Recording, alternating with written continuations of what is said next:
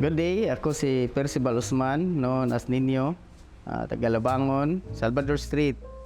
Minyo, do kabok ang anak, and ang among panginabuhian usa ka salon.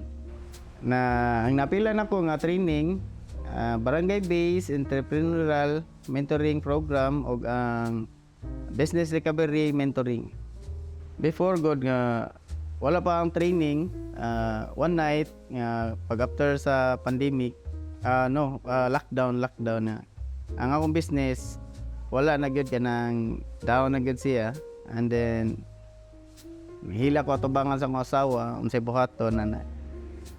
Aman after ato, iyara ko nag-advisean nga kuan lang gyud padayon lang gyud ta, dili lang gyud ta mo surrender kay naa naman ni nahitabo man di man kay gitara nahitaboan na kita man tanan. So after ato pila ka days nag-open ko og kuan sa Facebook dito na ini pop up dito nga sa Barangay Labangon na page.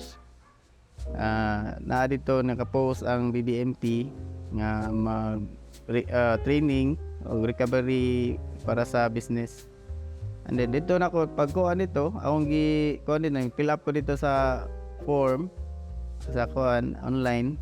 Then first module nga kuan wala okay naman siya kanang simple ra siya basta pwede ra siya biyan-biyaan ana basta lang magsulti-sulti to, and then anto nagkadugay 1 2 3 4 5 man to siya nga module, nagkanindot ang training, and then na-absorb na nako, naghinay ko absorb nga ingani day ang business nga kuan, dili day ingana kasayon nga mo income lang ta, and then magasto ta saga na lang ta gasto dia sa tanong kuan. Dako kayo kausaban na akong business o sa among kinabuhi pag apil na kuan is ang paggamit nako sa nakatuna nako no, grabe kayo ang kuan, nanay duha siya pag kuan nga may apply ba na ko or di. So ang pagka curiosity nako ako jud sing gibuhat, and then after nindot man siya og kuan nindot siya og resulta ba. So ako lang dyan siyang gipadayon nga ang gipangtudlo nga kanang magsildo sa kaugalingon, and then kanang sa katong pag-account sa kwarta unya ang pag-treat sa customer, kanang mga beautification sa salon kanang kinahanglan nga presentable. Grabe kayo ang impact ba kana bang nakita nako nga ang business ni grow bitaw siya ni grow kanang dako ko jud kay katabang ang training nga akong gi-apply sa ilang pantudlong. Dako kay gikatabang ang kuan ang training kay usa sa mga akong katunan dito no, ang kanang bitang pag before mahitabo na yung mga trahedya or kanang mga hazard and threats sa business ug sa kinabuhi, dito na ko nakatunan nga ingani din ang business dili ingon nga kinahanglan pangandaman daan ba kung say posible nga mahitabo sa lugar, kay siyempre balik-balik naman ang situation diri sa ato agad ganang uwan, bagyo, tagsara sa ganyan. Ingani din labi na sa ato mga trabahante, kinahanglan jud sila og kuan kanang safe ang ilang kinabuhi, ma-secure sa ilang pamilya, dili kay amuar ang kuan, kinahanglan fair gyud ang pag-treat ba. Nga nindot kayo ang impact sa kuan ilahang training na mo.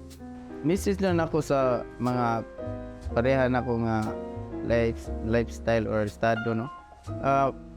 Lihok lang kita kana bitong og siyempre maagi tag depression, losses sa atong income ug kana